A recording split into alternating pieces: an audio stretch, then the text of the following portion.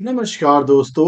मेरे पास काफी सारे लोगों का कमेंट आया है कि यार मार्केट तो ऑल टाइम हाई हिट कर रही है और बैंक निफ्टी हो गया, कंज्यूमर हो गया, आईटी हो गया, ये सारे के सारे ऊपर की साइड जा रहे हैं। लेकिन हमारे पोर्टफोलियो में रिटर्न्स क्यों नहीं बन रहे हैं? और एक मेजर कंसर्न इस समय पे निकल के आ रहा है ज्यादातर इन्वेस्टर्स का। तो मैंने सोचा क्यों नहीं इस पे एक डेडिकेटेड वीडियो बनाई जाए और क्या गलती है, कौन से म्यूचुअल फंड्स को देखना भी नहीं है, उसकी साइड हम बात करते हैं। मैं ब्लंट होऊंगा थोड़ा, तो शायद थोड़ा बुरा लगे तो प्लीज उसको अवॉइड करना। बट जो मैं बोलने वाला हूं उसको आप थोड़ा ओपन माइंड के साथ सुनोगे तो ज्यादा अच्छा रहने वाला है। सबसे पहले आप ये समझो कि जो बाजार होता है, बाजार लीनियर नहीं है। लीनियर मतलब ऐसे नहीं चलता। बाजार ऊपर नीचे करके चलता है और इस बाजार के अंदर हमेशा रोटेशंस होती हैं। बाजार कभी भी एक चीज को लेकर के बहुत ज्यादा लंबा नहीं खींचता। वैल्यूएशंस हाई होती हैं, उसके बाद गिराते हैं। अगर आप देखोगे जो ज्यादातर लोगों के साथ इस समय पे एक मेजर प्रॉब्लम है, एक मेजर गलती हो रही है, वो हो रही है ओवर एक्सपोजर की। और ओवर एक्सपोजर की वजह से उनके जो रिटर्न्स है वो कहीं ना कहीं इंपैक्ट हो रहे हैं आज की मार्केट के अंदर। और एक बेसिक कॉन्सेप्ट जो मैं शायद चीख चीख के बोल रहा हूं और शायद लोग सोच रहे हैं कि यार फर्क नहीं पड़ता इस चीज से, लेकिन आपको फर्क पड़ता दिखेगा आने वाले 1 से 2 महीने, 6 महीने के अंदर ही। सबसे पहले आप ये समझो कि अगर आपके पोर्टफोलियो में पीएसयू हैं और डिफेंस हैं, तो आप ये मत मानो कि जैसे रिटर्न मिले हैं वैसे मिलते रहेंगे पीएसयू और डिफेंस के अंदर। मैंने 2 दिन पहले डेडिकेटेड वीडियो बनाई थी डिफेंस के ऊपर कि भाई कुछ नहीं होने वाला यहां पर, उसके ऊपर इन डेप्थ बात करी है मैंने। आप पहले चीज वो वीडियो जाकर के देखो। और अगर आपके पोर्टफोलियो में पीएसयू या फिर डिफेंस है, डिफेंस के अंदर भी पीएसयू कंपनी ही है, जैसे एचएएल, भारत इलेक्ट्रॉनिक्स, ये मेन कंपनीज हैं। अगर किसी भी पीएसयू में है तो मैं स्टॉक्स की बात कर रहा हूं इस वहां पे, तो आपको बिल्कुल संभल करके रहना चाहिए। इसकी साइड अब नेगेटिविटी बढ़ती जा रही है। और अगर आप ये सोचते हो ना कि रिटेल इन्वेस्टर खींच करके मार्केट को ऊपर लेकर के गया है और वहीं पे सस्टेन कर पाएगा, ये इसका साफ एग्जाम्पल है कि जब बाजार गिरता है तो इतनी हिम्मत नहीं होती लोगों के अंदर कि जो चीज गिर रही है उसको खरीद करके संभाला जाए। यही डिफेंस है, आज से 6 महीने पहले, साल भर पहले 100% से ज्यादा रिटर्न बना करके दिया है। यही पीएसयू है जिन्होंने आज से 6 महीने पहले, साल भर पहले 100% के रिटर्न बना करके दिए हैं। हर इंसान यहाँ पे कह रहा था कि यही मल्टी बैगर है और यहीं पे बनेगा पैसा। और मैंने आपको तब भी बताया था कि भाई इलेक्शन के बाद ये दोनों के दोनों म्यूचुअल फंड आपको फंसाएंगे। और अगर यकीन नहीं होता तो आप चैनल जाकर के देखो, कॉफी थिंकर्स, पीएसयू और HDFC defence fund, multiple videos आपको देखने को मिलेंगी। प्रॉब्लम क्या हो रही है कि लोगों ने आपको बता दिया है लॉन्ग टर्म इन्वेस्टिंग और सेंटीमेंट के थ्रू अगर आप इन्वेस्टिंग करने वाले हो कि भाई सेंटीमेंट मेरा सही चल रहा है, मेरे को सेंटीमेंट ही देखना है, और सबने बोल दिया लॉन्ग टर्म काम करता है, नहीं करता भाई। सेक्टर रोटेशन नाम की चीज होती है। अभी पीएसयू ने गिरना शुरू करा है भाई, 4-4% गिर रहे हैं एचएल जैसे स्टॉक एक एक दिन के अंदर। क्यों? क्योंकि वहां पे बुक्स स्ट्रांग नहीं है। और अगर आपके पोर्टफोलियो में पीएसयू और डिफेंस है तो अब यहाँ पे रिटर्न बनाना आपके लिए मुश्किल और मुश्किल होने वाला है अगले 1 से 1.5 साल के लिए। तो यहाँ पे थोड़ा संभल के रहना है। इसी के साथ साथ काफी सारे लोगों का कमेंट आए कि यार मिड कैप और स्मॉल कैप क्यों गिरे, रेट कट के बाद, कि भाई फेड ने रेट कट करा, यहाँ पे क्यों गिरावट हुई? यहाँ पे गिरावट इस वजह से हुई है मेरे भाई। पहली चीज तो देखो, थोड़ी बहुत प्रॉफिट बुकिंग है, 2-3-4% की गिरावट कभी भी हो सकती है। इसके पीछे का कोई रीजन नहीं है। और अब तो गिर गया तो फिर रीजन दे करके कोई फायदा है नहीं, ये तो गिर चुका है। तो आपको ये समझना पड़ेगा कि जो स्मॉल कैप, मिड कैप है, ये एक्चुअली एक्सपेंसिव है पहली चीज, और यहाँ पे पैसा बहुत बना है। फेड ने रेट कट करा है, अभी फेड को देख करके आरबीआई रेट कट करेगा। काफी सारे लोगों का क्वेश्चन था कि भाई फेड ने करा, आप क्यों इतने खुश हो? क्योंकि अगर फेड रेट कट नहीं करेगा तो आरबीआई नहीं कर सकता रेट कट। इसके ऊपर भी डेडिकेटेड वीडियो बनाई हुई है कि अगर फेड रेट कट नहीं करेगा और आरबीआई ने कर दिया तो कितना बड़ा ब्लंडर होगा। जापान वाली वीडियो जाकर के देखना, चैनल पे ऑलरेडी बनी हुई है। तो आप सबसे पहले ये समझो कि फेड का रेट कट है। अब जब फेड का रेट कट है तो अब जो टाइम है वो है एफआईआई बाइंग का। फॉरेन इंस्टीट्यूशंस अब आने वाले टाइम पे मार्केट को लीड करेंगे और वहां पे पैसा बनेगा जहां पे अभी तक नहीं बना। मतलब लार्ज कैप के अंदर मेनली पैसा बनेगा। बैंकिंग हो गया, कंज्यूमर हो गया, आईटी हो गया। मतलब बोल बोल के शायद मेरा मुंह थक गया, लेकिन आप शायद सुन रहे हो, नहीं सुन रहे, क्या है क्या नहीं है, लेकिन आप जाकर के रिटर्न देखो। फार्मा के मतलब ना जाने कितने बार हमने इन सेगमेंट्स के नाम लिए हैं, और आप जाकर के रिटर्न्स खुद देखोगे, आपको खुद पता चल जाएगा।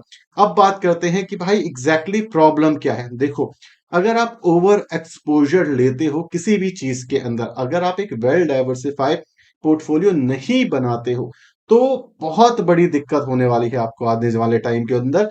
क्योंकि अगर बाजार गिरेगा तो भाई अगर आपका एक्सपोजर लेट सपोज डिफेंस में ज्यादा है तो आपका पैसा ज्यादा गिरेगा और रिकवरी भी स्लो होगी, तो इस केस में आप फंस जाओगे। ठीक है, जैसे बैंकिंग था किसी के पोर्टफोलियो के अंदर लास्ट 2-3 साल से, तो उसका पैसा नहीं बन रहा था। क्यों नहीं बन रहा था? बिकॉज एक्सपोजर ज्यादा होगा। ठीक है, मैंने भी काफी बार नुकसान करा है अपना इस चीज को लेकर के, इसलिए प्रैक्टिकल एग्जांपल दे रहा हूं। एक वेल डाइवर्सिफाइड पोर्टफोलियो बनाओ।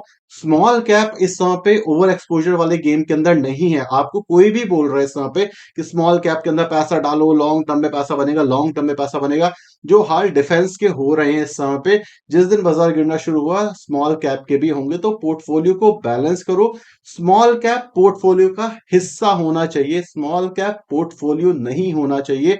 अगर आप मैक्सिमम भी रिस्क ले सकते हो ना कि भाई मैं मैक्सिमम रिस्क लेना चाहता हूं, तो भाई 50% पोर्टफोलियो में डाल दो स्मॉल कैप, 25 लार्ज और मिड कैप में भी डाइवर्सिफाई करो अगर आप मैक्सिमम रिस्क लेना चाहते हो। अगर आप ये चाहते हो कि भाई मैं 100% स्मॉल कैप में इन्वेस्टेड रहूंगा, तो आप ये समझो अगर आपने लास्ट 6 महीने साल भर के अंदर 100% के रिटर्न बनाए हैं स्मॉल कैप में, जिस दिन बाजार क्रैश हुआ, आज ही नहीं होगा, 1 साल बाद होगा, उस दिन आपका ये पैसा बना हुआ ना सारा वाइप आउट हो जाएगा। क्यों? क्योंकि आप एसआईपी भी कर रहे हो, तो आपकी बाइंग एवरेज ऊपर भी जा रही है। और स्मॉल कैप नहीं चलते 2-2 3-3 साल तक। अभी शायद ये चीज समझ नहीं आ रही होगी, जैसे डिफेंस के सेगमेंट में जब बात करी थी तब लोगों को समझ नहीं आई थी, जब पीएसयू के बारे में बात करी थी तब लोगों को समझ नहीं आई थी, और आज की डेट में स्मॉल कैप के बारे में बात कर रहे हैं तब लोगों को समझ नहीं आएगी। क्यों? क्योंकि हर इंसान अपनी गलतियां करता है। ये जो भी मैं बता रहा हूं आपको ना, ये ऐसा नहीं हवा हवाई वाली बातें, ये गलतियां मैंने करी हैं, मैंने खुद का पैसा खोया है। ये पहला बुल रन नहीं है जो हम देख रहे हैं। डेफिनेटली इस बुल रन में चीजें डिफरेंट है। इस बुल रन के अंदर जो रिटेल इन्वेस्टर उसने पैसा डाला है, लेकिन आप इनफ्लो देखो। जिस दिन ये जो इनफ्लो है ये कंसिस्टेंट नहीं हुआ, इसके अंदर गिरावट हल्की सी भी आई, तो आप ये मान लो बाजार गिरेगा और उसको गिरने से कोई भी नहीं रोक पाएगा। तो इस समय पे कुछ गलतियां हैं जो पूरी तरीके से आपको अवॉइड करनी चाहिए।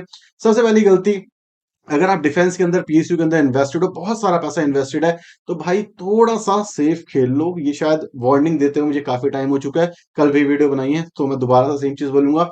बहुत ज्यादा बुलिश मत हो इन सेगमेंट के ऊपर, सेक्टर रोटेशन हो रहा है बाजार के अंदर। सेकेंड चीज, अगर आप बहुत ज्यादा स्मॉल कैप में बुलिश हो, तो भाई पोर्टफोलियो को रीबैलेंस करो थोड़ा सा। 20 से 30% एक गुड ऑप्शन होता है जहां पे आप स्मॉल कैप में पोजीशन बिल्ड करो, 30-40% मिड कैप के अंदर, 20-30% लार्ज कैप के अंदर वेल डाइवर्सिफाइड पोर्टफोलियो बनाओ, ताकि बाजार किसी भी रीजन में हो, किसी भी कंडीशन में हो, आपका पैसा बने। और रिस्क एडजस्टेड रिटर्न पे फोकस करो। सिर्फ और सिर्फ ये मत सोचो स्मॉल कैप में 100% के रिटर्न बने हैं, मैं लॉन्ग टर्म हूं, मैं लॉन्ग टर्म इन्वेस्टर हूं, मैं लॉन्ग टर्म इन्वेस्टर हूं। क्योंकि कहना आसान है, यूट्यूब पे आके हर इंसान आपको कह देगा, हर बोलेगा कि मैंने बोला स्मॉल कैप में, लेकिन आप ये समझो जिस दिन बाजार गिरता है ना, वो यूट्यूबर जो आपको कह रहा है कि भाई स्मॉल कैप में पैसा डालना था, बन जाता बन जाता बन जाता, वो भाई बात करना बंद कर देगा इसके ऊपर। क्यों? क्योंकि अब जब गिरता है ना तो कोई संभालने नहीं आएगा आपको। ठीक है, तो थोड़ा सेंसेबल इन्वेस्ट करो। आप हो सकते हो लॉन्ग टर्म इन्वेस्टर हो, लेकिन देखा गया है कि अगर आप अगले 10 साल 15 साल इन्वेस्ट करोगे, तो मिड कैप और स्मॉल कैप के अंदर जो रिटर्न का गैप होता है मैक्सिमम 1 से 1.5% का होता है। और 1 से 1.5% के अंदर इतनी ज्यादा वोलेटिलिटी आपको क्यों मैनेज करनी है? और इसी वजह से मैं बार बार बोलूंगा कि यार पोर्टफोलियो को रीबैलेंस करो, पोर्टफोलियो को डाइवर्सिफाई करो। सेक्टर रोटेशन चल रही है, आईटी के अंदर पैसा जा रहा है, बैंक के अंदर पैसा जा रहा है, ऑटोमोटिव के अंदर पैसा जा रहा है। ये कंसिस्टेंट कंपाउंडर सेगमेंट हैं। लेकिन अगर आप इनको भी आज से 2 महीने बाद, 3 महीने बाद खरीदोगे, तो शायद इनकी भी वैल्यूएशन थोड़ी सी ज्यादा हो जाएंगी और शायद तब आपके पास पोजीशन बिल्ड करने का टाइम नहीं होगा। जैसे कंज्यूमर है, वहां पे वैल्यूएशन हाई हो रही है, फार्मा है हाई हो रही है, बैंकिंग है सस्ता है, आईटी अभी भी सस्ता है। तो ये सेगमेंट है, अभी भी इसको लो और अच्छी जगह डालो जहां कंसिस्टेंसी मिले, सेंटिमेंट ना, क्योंकि सेंटिमेंट की वजह से आप हमेशा पैसा नहीं बना पाओगे। और मेरे पास इतने कमेंट आए हैं और शायद इस वजह से इस वीडियो के अंदर मैं आपको थोड़ा सा एग्रेसिव दिख रहा हूं, क्योंकि यहाँ पे ना लोग नहीं समझते कि यार ये एक बंदा है, ये यूट्यूब के दूसरी साइड बैठा हुआ है और आपके कहने पे ये स्मॉल कैप ले लेगा ना, तो जिस समय पे गिरेगा तो इसको बताने वाला कोई नहीं होगा। वो सिर्फ अपने व्यूज के चक्कर में कि स्मॉल कैप में देखो इतने परसेंट रिटर्न बने, बने। बट आप उसका थॉट प्रोसेस सोचो भाई, वो 3 महीने पहले आए मार्केट के अंदर और आपने बोल दिया ना स्मॉल कैप बनेगा, देखो मैंने ये बोला था। तो वो फंस जाएगा। उसको प्रो कॉन समझाओ, जो ज्यादातर लोग नहीं कर रहे हैं। सो मैं इसी वजह से बोलूंगा कि अगर आपके आसपास भी कोई है जो म्यूचुअल फंड में आता है और कह रहा है कि भाई मैं तुर्रम खाऊं, मैं आकर के स्मॉल कैप में डालूंगा सारा पैसा, और वो आया 2 महीने पहले, 3 महीने पहले, तो उसको बताओ कि यार रिस्क एडजस्टेड रिटर्न नाम की चीज होती है भाई, पैसा गिरेगा तो नहीं बनेगा। अभी कुछ लोग उठ करके आ जाएंगे ट्रोल करने के लिए, बोलेंगे यार तुमने स्मॉल कैप से पैसे निकाल दिए इसलिए कह रहे हो। भाई मैंने स्मॉल कैप के इंडेक्स से पैसे निकाले थे, क्वांट और निपॉन के पैसे अभी भी पड़े हैं। तो मुझे कोई फर्क नहीं पड़ता कि भाई आप पैसा कमा लोगे या मैं पैसा नहीं कमाऊंगा, ऐसा मेरी साइड से तो बिल्कुल नहीं है। बिकॉज मेरे पैसे ठीक ठाक बन रहे हैं, जितने बनने चाहिए। ना बहुत ज्यादा अच्छे बन रहे हैं, ना बहुत ज्यादा बुरे बन रहे हैं। तो बुल रन में पैसा बनाना जरूरी है, लेकिन एंड होते होते पैसा बचाना उससे भी ज्यादा जरूरी है। अदरवाइज ये सारा का सारा सिर्फ आपका नंबर का गेम रह जाएगा। वीडियो पसंद आई तो प्लीज इस वीडियो को लाइक और चैनल को सब्सक्राइब करना बिल्कुल मत भूलना। Thank you so much for watching this video. Tata bye, signing of.